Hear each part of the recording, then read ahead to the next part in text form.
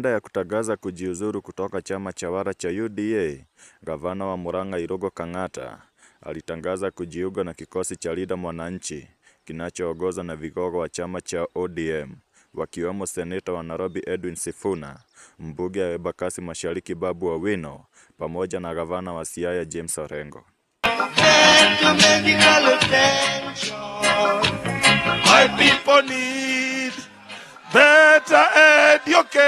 Akihutubia Wakenya katika mkutano wa Linda Mwananchi uliofanyikia katika uwanja wa Thika, kaunti ya Kiambu, gavana Kang'ata alisema kwamba alijiunga na kikosi hiki kwa kuwa hakina misingi ya ukabila na kinawachukulia Wakenya wote kama watu wa jamii moja.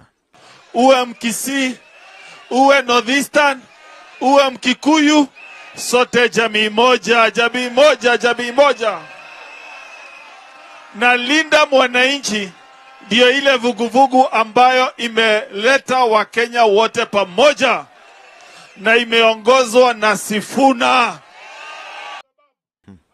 Kwa upande wake, seneta wa kaunti ya Nairobi na katibu mkuu wa chama cha ODM Edwin Sifuna alisema kwamba wao kama viongozi wa Linda Mwananchi wana nia ya kuungana na viongozi wengine wa upinzani wakiwemo Rigathi Gachagua na George Natembeya ili kuhakikisha kwamba Rais William Ruto atakuwa rais wa muhula mmoja.